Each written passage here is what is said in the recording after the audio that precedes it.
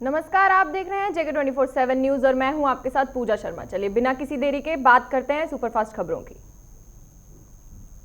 आज प्रधानमंत्री नरेंद्र मोदी ने राज्यसभा में राष्ट्रपति के अभिभाषण पर हुई चर्चा का जवाब दिया। पीएम मोदी ने किसानों से आंदोलन को खत्म करने की अपील की। कहा, मिल बैठकर हम चर्चा करेंगे। पीएम मोदी ने कहा कि अब तक 2.25 करोड़ किसानों को क्रेडिट कार्ड दिया। हमने फसल बीमा योजना का दायरा बढ़ाया। पीएम मोदी ने विपक्ष पर जमकर निशाना साधा। कहा, भारत ने कोरोना से जीती जंग, लेकिन विपक्ष मजाक उड़ाता रहा। प्रधानमंत्री मोदी ने कहा कि इस समय दुनिया की नजरें भारत की तरफ हैं। भारत में दुनिया का सबसे बड़ा टीकाकरण अभियान चल रहा है। उत्तराखंड के चमोली में ग्लेशियर टूटने से भारी तबाही हुई है। कई लोगों के शव बरामद किए जा चुके हैं, वहीं 100 से ज्यादा लोग लापता हैं। इस हादसे में करीब 153 लोगों के लापता होने की आशंका है। अब तक 15 लोगों की मौत हो चुकी है। ग्लेशियर फटने से धौलीगंगा नदी में जलस्तर बढ़ने से ऋषि गंगा पवार प्रोजेक्ट भी पूरी तरह से बर्बाद हो गया है। चमोली के तपोवन में एनटीपीसी प्रोजेक्ट को भी बहुत नुकसान हुआ है। कई मजदूरों का अब तक कोई पता नहीं चला है। तपोवन टनल से अब तक 16 लोगों को सुरक्षित रेस्क्यू किया गया है। टनल में अभी भी रेस्क्यू ऑपरेशन चलाया जा रहा है। चमोली जिले में रात भर राहत और बचाव के काम चलता रहा। आईटीबीपी, एनडीआरएफ और एसडीआरएफ की टीम लगातार बचाव काम में लगी हुई है। तपोवन में आई आपदा से 13 गांवों का संपर्क टूट गया है। वहीं हेलीकॉप्टर के जरिए राशन के पैकेट भेजे जा रहे हैं। सीएम त्रिवेंद्र सिंह रावत ने मृतकों के लिए 4-4 लाख रुपए से मुआवजा का ऐलान किया है। वहीं केंद्र सरकार ने जान गंवाने वालों को 2-2 लाख रुपए की मदद की घोषणा की है। उत्तराखंड त्रासदी पर बीजेपी नेता उमा भारती ने चिंता जताई और कहा कि केंद्रीय मंत्री रहते हुए मैंने गंगा और सहायक नदियों पर पावर प्रोजेक्ट न बनाने के लिए आग्रह किया था। चमोली घटना पर अमेरिका और फ्रांस ने दुख जताया है। वहीं तुर्की ने भी दुख जताते हुए त्रासदी के बाद मदद की पेशकश किया और कहा है। वैश्विक नेताओं के अलावा संयुक्त राष्ट्र ने अभी उत्तराखंड में आई तबाही पर अपनी संवेदना प्रकट की है।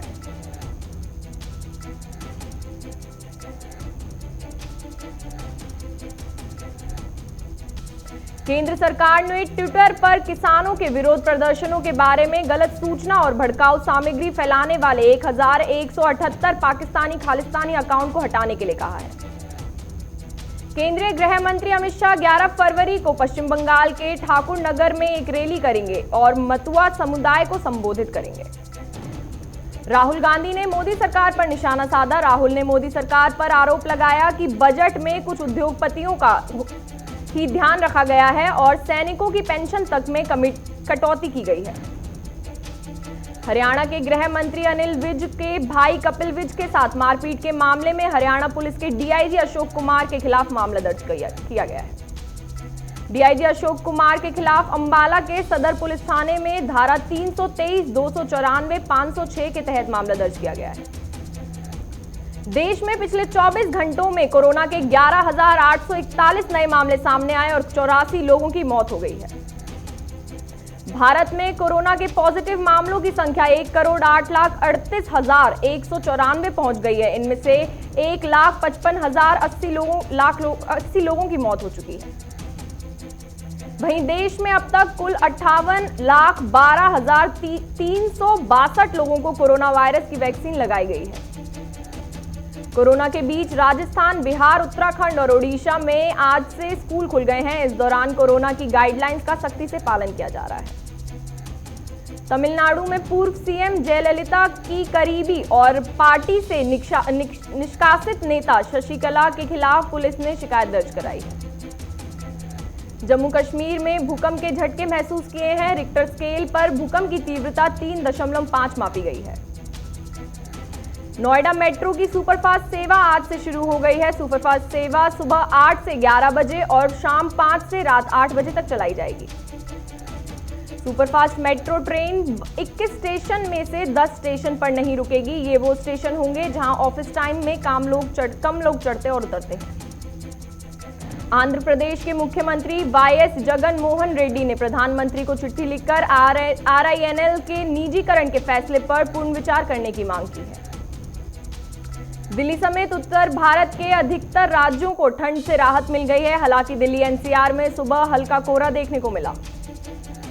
मौसम विभाग के मुताबिक अगले 24 घंटे के दौरान बिहार, झारखंड और पश्चिम बंगाल के कुछ हिस्सों में बारिश होने की संभावना है। मौसम विभाग ने चमोली जिले के उत्तरी हिस्से में ही 9 और 10 फरवरी को हल्की बारिश या बर्फबारी हो सकती है। लखनऊ के होटल में तोड़फोड़ और गार्ड के साथ मारपीट करने के मामले में पुलिस ने 7 आरोपियों को गिरफ्तार किया है। भारत ने चीन पर निगरानी रखने के लिए सख्त कदम उठाए हैं। भारत ड्रोन, सेंसर, टोही विमान और इलेक्ट्रॉनिक युद्ध के औजारों के जरिए चीन की हरकतों पर पैनी नजर रखेगा। राजधानी में प्याज के दाम एक बार फिर बढ़ गए हैं। बाजार में 50 से 60 रुपए प्रति किलो बिक रहा है प्याज।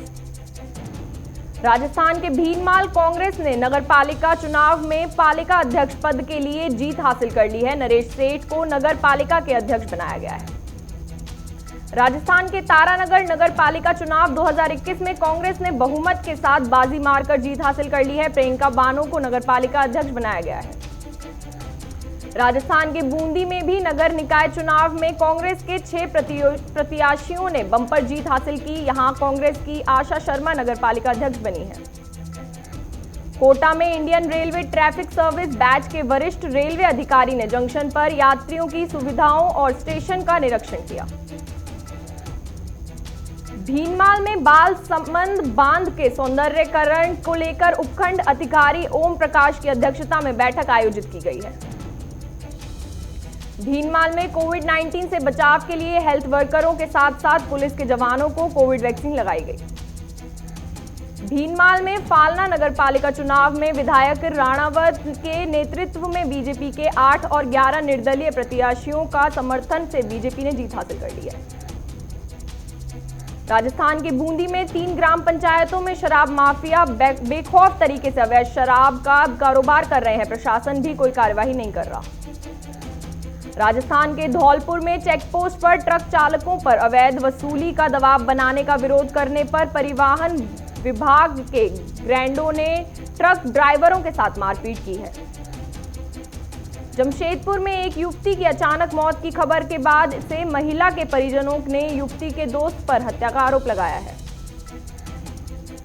जोधपुर के बासनी थाना पुलिस ने फैक्ट्रियों से चुराए स्टील पीतल के सामान से भरे 19 बोरों को बरामद किया और 4 कर्मचारियों को गिरफ्तार किया है। पटना में सती सावित्री बीजेपी मंडल ने मंडल प्रशिक्षण शिविर का आयोजन किया। इस दौरान विधायक नंदकिशोर यादव मौजूद रहे। चमोली में ग्लेशियर टूटने के बाद पुलिस प्रशासन अलर्ट पर है। गंगा नहर किनारे फुटपाथ पर लगी दुकानों को अनाउंसमेंट के जरिए अलर्ट कर रही है। बिहार के जमुई में पुलिस ने विशेष अभियान चलाया और 22 अभियुक्तों को गिरफ्तार किया। जमशेदपुर के सबसे बड़े अस्पताल पर लापरवाही का आरोप लगा है। सड़क हादसे में घायल युवक ने समय पर इलाज न मिलने की वजह से दम तोड़ दिया। झारखंड के साहिबगंज में विकास पदाधिकारी साइमन मरांडा ने कोरोना वैक्सीन का पहला टीका लगाया और सभी से कोरोना टीका लगाने की अपील की है। यूपी के बहराइच में डबल मर्डर से सनसनी फैल गई है। पुलिस मामले की जांच कर रही है। बुलंदशहर में सड़क पर चलती कार में आग लग गई। ड्राइवर ने चलती गाड़ी से कूदकर अपनी जान बचाई। बरेली में 17 वर्षीय युवक को गोली मारकर हत्या कर दी गई है। हत्या के बाद इलाके में हड़कंप मच गया है। यूपी के अमरोहा ने बिजली ट्रांसफार्मर चोर गिरोह को खुलासा किया है और 4 आरोपियों समेत 14 ट्रांसफार्मर भी बरामद किए हैं। यूपी के बागपत में एक पति ने घरेलू विवाद के चलते अपनी गर्भवती पत्नी और 3 साल की बच्ची की हत्या कर दी। खुद ही गिरफ्तारी के लिए थाने पहुंच गया। यूपी के हरदोई में एक आश्रम पर दबंगों ने अवैध कब्जा कर लिया है। साधु संतों ने कार्रवाई की मांग करते हुए कहा कि आश्रम को दबंगों ने मुक्त नहीं किया तो साधु संत धरने पर जाएंगे। भटिंडा में नगर निगम चुनाव के लिए सुखबीर सिंह बादल ने अपने शिरोमणि अकाली दल पार्टी के उम्मीदवारों के हक में चुनाव प्रचार किया गया है। यूपी के अमरोहा में जिले के सभी अधिकारियों का कोरोना टीकाकरण हुआ। टीकाकरण की अगली डोज अब 5 मार्च को दी जाएगी। यूपी के महोबा में आबकारी विभाग ने शराब बनाने वाली फैक्ट्री में छापेमारी की है। छापेमारी के दौरान शराब बनाने सामग्री के साथ 2 लोगों को गिरफ्तार किया गया है। कर्नाटक के भाल्की में स्वतंत्रता सेनानी को 9 महीने से पेंशन नहीं दिया गया है। बुजुर्ग स्वतंत्रता सेनानी ने सरकार से मदद मांगी है। कर्नाटक के बसव कल्याण में बैड जंगम समुदाय ने आरक्षण के लिए मोर्चा खोल दिया है और एसटी सर्टिफिकेट देने की मांग की है। बिहार के सुपौल में बढ़ते अपराध को लेकर महागठबंधन ने 1 दिवसीय अनशन किया है और राजद के प्रदेश उपाध्यक्ष के नेतृत्व में अनशन का आयोजन किया गया। बेंगलुरु में कांग्रेस अध्यक्ष डीके शिव कुमार ने विधान परिषद के सभापति सीट के लिए उम्मीदवार उतारने का फैसला लिया है। बागपत में कोहरे के चलते हादसा हो गया है, जहां 30 वाहन आपस में टकरा गए और दर्जन भर से ज्यादा लोग घायल हो गए हैं। सेंसेक्स 629 अंकों की बढ़त के साथ 51,370 पर कारोबार कर रहा है। वहीं निफ्टी 175 अंक ऊपर 15,099 पर कारोबार कर रहा है। पेट्रोल डीजल के दाम में कोई बदलाव नहीं हुआ है। पेट्रोल 86.95 रुपए और डीजल 77.13 रुपए के हिसाब से बिक रहा है। 2021 में करीब 30 कंपनियां आईपीओ लॉन्च करने की तैयारी में हैं। इस साल में अब तक कुल 5 कंपनियों को आईपीओ लॉन्च हो चुका है। अडानी ग्रुप ने मुंबई इंटरनेशनल एयरपोर्ट में 23.5% हिस्सेदारी खरीद ली है। अब मुंबई एयरपोर्ट की कमान अडानी ग्रुप के हाथ में है। 2021 की दूसरी तिमाही में एप्पल आईफोन 12 मिनी का प्रोडक्शन बंद कर सकती है।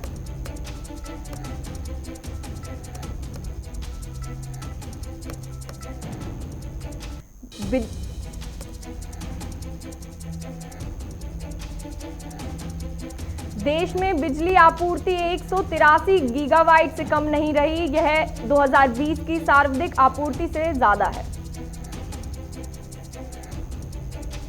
बिजली की मांग बढ़ने का मतलब है कि देश में आर्थिक गतिविधियां खुल रही हैं। इससे कमर्शियल और इंडस्ट्रियल सेक्टर की मांग खुलेगी। एमजी मोटर्स अपनी update mid size SUV ZS EV को भारत में लॉन्च करेगी। कंपनी का दावा है कि सिंगल चार्ज में कार करीब 340 किलोमीटर चलेगी। मौजूदा ZS EV की एक्स शोरूम कीमत 20.88 से 23.58 लाख तक है, लेकिन अपडेट मॉडल की कीमत इससे ज्यादा हो सकती है। देश का विदेशी मुद्रा भंडार 590 अरब डॉलर के रिकॉर्ड पर ऊंचाई कर रहा है। दुनिया भर में कोरोना वायरस के 24 घंटे में 3.41 लाख से ज्यादा नए केस सामने आए हैं। वहीं 7,760 लोगों की कोरोना के चलते मौत हो चुकी है। पिछले 24 घंटे में अमेरिका में 86,031 नए मामले सामने आए हैं। वहीं इस वायरस से 1,322 लोगों की मौत हो चुकी है। अमेरिका के कैलिफोर्निया राज्य में कोरोना से रोज 500 मौत हो रही हैं, जिसकी वजह से यहां वैक्सीन के विरोध में प्रदर्शन किया जा रहा है। चीन ने नेपाल पर वैक्सीन लेने के लिए दबाव डाला है। न्यूज एजेंसी के मुताबिक यह दावा तब से बनाया जा रहा था जब चीन की वैक्सीन का डेटा भी मौजूद नहीं था। अमेरिका में 2022 के लिए H-1B वीजा रजिस्ट्रेशन 9 मार्च से शुरू होगा और यह प्रक्रिया 25 मार्च तक चलेगी। यांगोन में 30,000 से ज्यादा लोगों का प्रदर्शन किया जा रहा है। इस दौरान लोगों ने आपकी उम्र लंबी हो, मासूक और सैन्य तानाशाही खत्म करो जैसे नारे लगाए। अमेरिकी बिजनेसमैन डेव स्प्रे ने शरीर से स्टेम सेल निकालकर दोबारा ट्रांसप्लांट करवाया। इससे 180 साल जीने का दावा किया जा रहा है। हांगकांग में बच्चों को राष्ट्रवाद की शिक्षा देने के लिए नई एजुकेशन गाइडलाइंस जारी की है। इसके तहत चीनी नेता ऐसी शिक्षा पर जोर डाल रहे हैं जिससे वे चीन के प्रति वफादार बने। नीदरलैंड्स की स्टूडियो रोज गार्ड फर्म ने पिछले दिनों एक अलग ही किस्म का प्रयोग किया है। खेतों में पौधे के साथ लाखों डांसिंग LED लगाकर रोशनी की है। पाकिस्तानी जनरल कमर बाजवा ने कहा कि कश्मीर मुद्दे का हल बातचीत से निकलना चाहिए, जिसके बाद अब प्रधानमंत्री इमरान खान ने कहा कि वो कश्मीर का हल शांतिपूर्ण ढंग से निकालेंगे।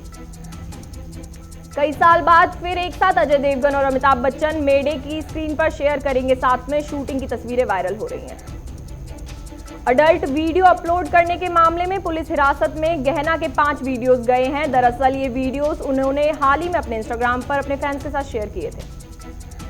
करण जौहर ने अपने जुड़वा बच्चे यश और रूही के जन्मदिन के लिए ग्रैंड पार्टी रखी, जिसमें बॉलीवुड के कई सितारे शामिल हुए। सौम्या टंडन ने घूमर सॉन्ग पर धमाकेदार डांस किया। अब तक लाखों बार इस डांस का वीडियो देखा जा चुका है। हाल ही में दिए गए एक इंटरव्यू में रेमो ने कहा कि बचपन में वो रेसिज्म का शिकार हुए, साथ ही लोग उनके रंग पर कमेंट करते हैं। ऑस्ट्रेलियन ओपन टेनिस में अंकिता रैना मेन ड्रॉ में जगह बनाने वाली 5वीं भारतीय महिला बनी है, जिसके बाद अब अंकिता वुमेन डबल्स भी खेलेंगी। बांग्लादेश के खिलाफ काइल मायर्स की नवाब डबल सेंचुरी की बदौलत वेस्ट इंडीज की टीम ने चौथी पारी में 7 विकेट खोकर 300 से ज्यादा रन की हासिल की है। आज से भारत और इंग्लैंड के दूसरे टेस्ट के लिए ऑनलाइन टिकट की बिक्री शुरू हो चुकी है, जिसके बाद 50% दर्शक स्टेडियम आ सकेंगे। भारत इंग्लैंड की सीरीज के बीच चेन्नई में सुंदर की लगातार दूसरे टेस्ट में 50 की पारी हुई, जिसके बाद भारत 300 से पार जा चुका है। ऋषभ पंत चमोली त्रासदी से बेहद दुखी है, जिसके बाद ऋषभ बचाव कार्य में मदद के लिए आगे आए और लोगों से भी नेक काम करने का सहयोग देने को कहा है। तो चलिए फिलहाल के लिए इतना ही, लेते हैं एक छोटा सा ब्रेक।